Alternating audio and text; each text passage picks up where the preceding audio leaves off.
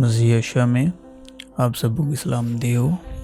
फजल और सच्चाई के अधीन रोयल कुछ की मदद से हमारी शिरकत है बाप और बेटे के कलाम के साथ। तो आज का जो उपदेश है उसका उद्देश्य है गेहूं का जो बीज है तो उसके विषय में है। तो आज के इस कलाम की जो शुरुआत है यिर्मयाह 12 बाब से हम कर रहे हैं। तो लिखा है, उन्होंने गेहूं बोया पर कांटे जमा किए, उन्होंने मुशक्कत खींची पर फायदा ना उठाया। खुदावंद के कहरे शदीद के सबब से अपने अंजाम से शर्मिंदा हो। गेहूं के बीज के पीछे की जो रूल कुस की हदायत से क्या नियत है, हमें खुदा के कलाम से जो ये गेहूं के बीज की दृष्टांत है, खुदा का जो कलाम है और प्रकाश का रूह है, जो मुकाशफा का रूह, उसके वसीले से खुदा की क्या मर्जी है, वो क्या हमारे दिल में रोशन करना चाहते हैं। अब कोई ये कहेगा कि मुर्दे किस तरह जी उठते हैं और कैसे जिस्म के साथ आते हैं। ऐ नादान, तू खुद जो कुछ बोता है, जब तक वो ना मरे जिंदा नहीं किया जाता। और जो तू बोता है ये वो जिस्म नहीं जो पैदा होने वाला है, बल्कि सिर्फ दाना है, खवा गेहूं का, खवा किसी और चीज़ का। मगर खुदा ने जैसा इरादा कर लिया वैसा उसको जिस्म देता है, और हर एक बीज को उसका खास जिस्म। सब गोश्त यकसन गोश्त नहीं, बल्कि आदमी का गोश्त और है, चौपाओं का गोश्त और, परिंदों का गोश्त और है, मछलियों का गोश्त और, आसमानी भी जिस्म हैं और ज़मीनी भी। मगर आसमानियों का जलाल और है, ज़मीनियों का और, आफताब का जलाल और है, महताब का जलाल और, सितारों का जलाल और, क्योंकि सितारे सितारे के जलाल में फ़र्क है। मुर्दों की क़यामत भी ऐसी ही है। जिस्म फना की हालत में बोया जाता है और बका की हालत में जी उठता है। बेहुरमती की हालत में बोया जाता है और जलाल की हालत में जी उठता है। कमज़ोरी की हालत में बोया जाता है और कुव्वत की हालत में जी उठता है। नफसानी जिस्म बोया जाता है और रूहानी जिस्म जी उठता है। जब नफसानी जिस्म है तो रूहानी जिस्म भी है। चुनांचे लिखा भी है कि पहला आदमी यानी आदम जिंदा नफ्स बना, पिछला आदम जिंदगी बख्शने वाली रूह बना। लेकिन रूहानी पहले ना था बल्कि नफसानी था, इसके बाद रूहानी हुआ। पहला आदमी ज़मीन से यानी खाकी था, दूसरा आदमी आसमानी है। जैसा वो खाकी था वैसे ही और खाकी भी है, और जैसा वो आसमानी है वैसे ही और आसमानी भी है। और जिस तरह हम इस खाक की सूरत पर हुए उसी तरह उस आसमानी की सूरत पर भी होंगे। तो जो पहला आदम था वो जिस्मानी था और दूसरा आदम यानी यीशु मसीह वो रूहानी है। और जो कोई मसीह में है वो नई सृष्टि है, यानी रूहानी सृष्टि है, आसमानी सृष्टि है। और जो कोई पहले आदम में है ज़मीनी है वो और जिस्मानी है। मैं तुमसे सच सच कहता हूँ कि जब तक गेहूं का दाना ज़मीन में गिर के मर नहीं जाता, अकेला रहता है। لیکن جب مر جاتا ہے تو بہت سا پھل لاتا ہے۔ کیا تم نہیں جانتے کہ ہم جتنوں نے مسیح یسوع میں شامل ہونے کا بپتسمہ لیا تو اس کی موت میں شامل ہونے کا بپتسمہ لیا؟ پس موت میں شامل ہونے کے بپتسمہ کے وسیلے سے ہم اس کے ساتھ دفن ہوئے، تاکہ جس طرح مسیح باپ کے جلال کے وسیلے سے مردوں میں سے جلایا گیا، اسی طرح ہم بھی نئی زندگی کی راہ چلیں۔ کیونکہ تم سب اس ایمان کے وسیلے سے جو مسیح یسوع میں ہے خدا کے فرزند ہو، اور تم سب جتنوں نے مسیح میں شامل ہونے کا بپتسمہ لیا مسیح کو پہن لیا، اور جو مسیح یسوع کے ہیں انہوں نے جسم کو اس کی رغباتوں اور خواہشوں سمیت صلیب پر کھینچ دیا ہے۔ تم بھی زندہ پتھروں کی طرح روحانی گھر بنتے جاتے ہو، تاکہ کاہنوں کا مقدس فرقہ بن کر ایسی روحانی قربانیاں چڑھاؤ جو یسوع مسیح کے وسیلے سے خدا کے نزدیک مقبول ہوتی ہیں۔ لیکن تم جسمانی نہیں بلکہ روحانی ہو، بشرطے کہ خدا کی روح تم میں بسی ہوئی ہے، مگر جس میں مسیح کی روح نہیں وہ اس کا نہیں۔ کان لگا کر میری آواز سنو، سننے والے ہو کر میری بات پر دل لگاؤ۔ کیا کسان بونے کے لیے ہر روز ہل چلایا کرتا ہے؟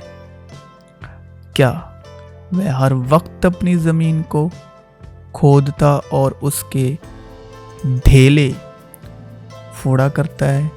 جب اس کو ہموار کر چکا تو کیا وہ اجوائن کو نہیں چھانٹتا اور زیرے کو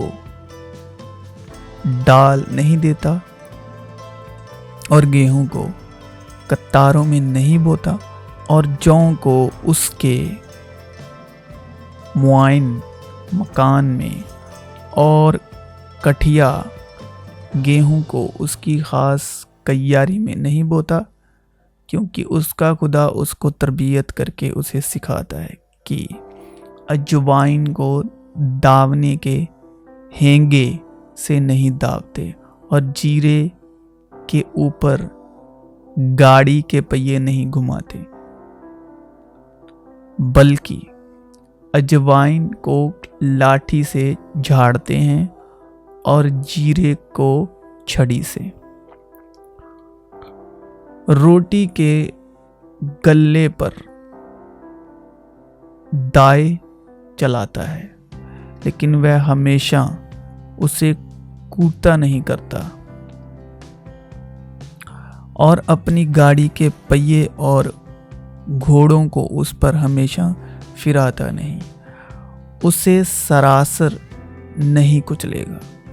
یہ بھی رب الافواج سے مقرر ہوا ہے، جس کی مصلحت عجیب اور دانائی عظیم ہے۔ انہوں نے گیہوں بویا لیکن کانٹے جمع کیے، انہوں نے مشقت کھینچی لیکن فائدہ نہ اٹھایا۔ خداوند کے بہت غصے کی وجہ سے اپنے انجام میں شرمندہ ہو۔ میرے سب شریر پڑوسیوں کے خلاف خداوند یوں فرماتا ہے، دیکھ،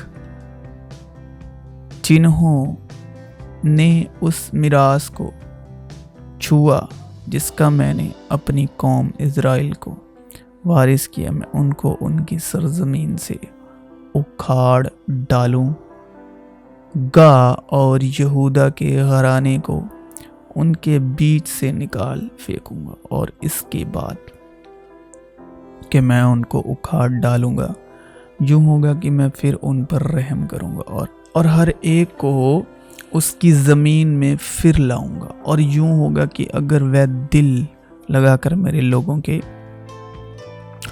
طریقے سیکھیں گے کہ میرے نام کی قسم کھائیں کہ خداوند زندہ ہے، جیسا کہ انہوں نے میرے لوگوں کو سکھایا کہ بال کی قسم کھائیں، تو وہ میرے لوگوں میں شامل ہو کر قائم ہو جائیں گے، لیکن اگر وہ شرمندہ نہ ہوں گے تو میں اس قوم کو بالکل اکھاڑ ڈالوں گا اور ہلاک و برباد کر دوں گا۔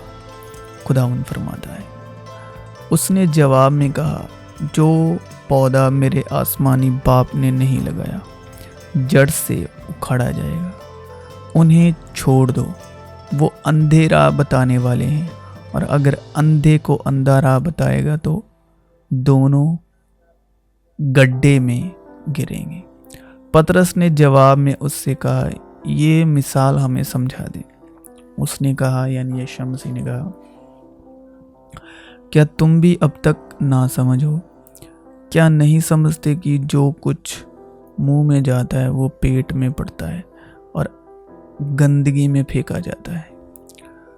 مگر جو باتیں منہ سے نکلتی ہیں وہ دل سے نکلتی ہیں اور وہیں آدمی کو ناپاک کرتی ہیں، کیونکہ برے خیال، خون ریزیاں، زناکاریاں، حرام کاریاں، چوریاں، جھوٹی گواہیاں، بدگوئیاں دل ہی سے نکلتی ہیں۔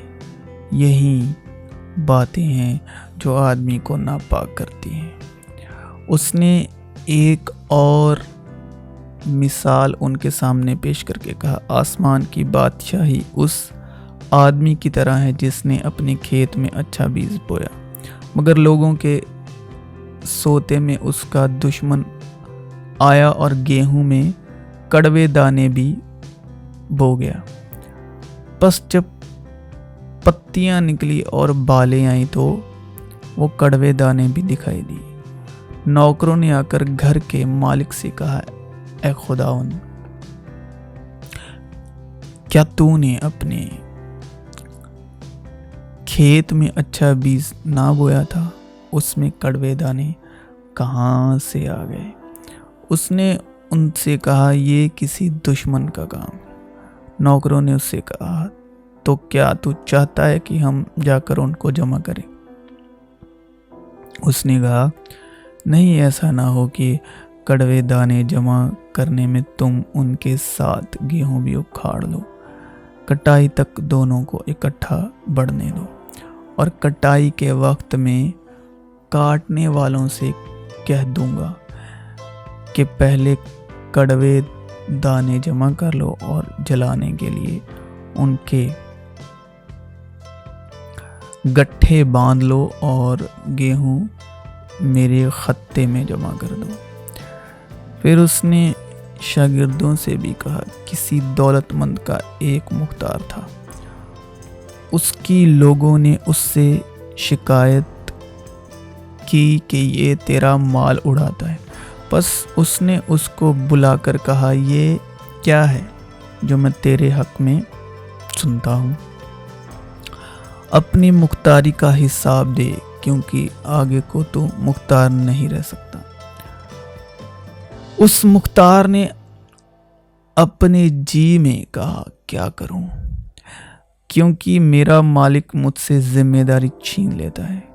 مٹی تو مجھ سے کھودی نہیں جاتی اور بھیک مانگنے سے شرم آتی ہے۔ میں سمجھ گیا کہ کیا کروں تاکہ جب ذمہ داری سے نکالا جاؤں تو لوگ مجھے اپنے گھروں میں جگہ دیں۔ پس اپنے اپنے مالک کے ایک ایک قرضدار کو بلا کر پہلے سے پوچھا، تجھ پر میرے مالک کا کیا آتا ہے؟ اس نے کہا، 100 من تیل۔ اس نے اس سے کہا، اپنی دستاویز لے اور جلد بیٹھ کر 50 لکھ دے۔ پھر دوسرے سے کہا، تجھ پر کیا آتا ہے؟ اس نے کہا، 100 من گیہوں۔ اس نے اس سے کہا، اپنی دستاویز لے کر 80 لکھ دے۔ اور مالک نے بے ایمان مختار کی تعریف کی، اس لیے کہ اس نے ہوشیاری کی تھی، کیونکہ اس جہاں کے فرزند اپنے ہم وقتوں کے ساتھ معاملات میں نور کے فرزند سے زیادہ ہوشیار ہیں، اور میں تم سے کہتا ہوں کہ ناراستی کی دولت سے اپنے لیے دوست پیدا کرو، تاکہ جب وہ جاتی رہے تو یہ تم کو ہمیشہ کے مقاموں میں جگہ دیں۔ جو تھوڑے میں ایماندار ہے وہ بہت میں بھی ایماندار ہے، اور جو تھوڑے میں بے ایمان ہے وہ بہت میں بھی بے ایمان ہے۔ پس جب تم ناراض دولت میں ایماندار نہ ٹھہرے تو حقیقی دولت کون تمہارے ذمہ کرے گا؟ اور اگر تم بیگانہ مال میں ایماندار نہ ٹھہرے تو جو تمہارا اپنا ہے اسے کون تمہیں دے گا؟ کوئی نوکر دو مالکوں کی خدمت نہیں کر سکتا، کیونکہ یا تو ایک سے دشمنی رکھے گا اور دوسرے سے محبت، یا ایک سے ملا رہے گا اور دوسرے کو ناچیز جانے گا۔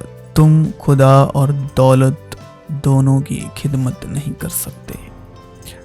فریسی جو دولت دوست تھے ان سب باتوں کو سن کر اسے ٹھٹھے میں اڑانے لگے۔ اس نے ان سے کہا، تم وہ ہو کہ آدمیوں کے سامنے اپنے آپ کو راست باز ٹھہراتے ہو،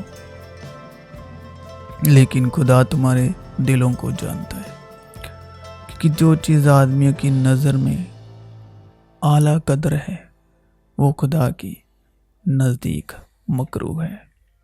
تو مسیح یسوع میں آپ سبوں کی سلامتی ہو۔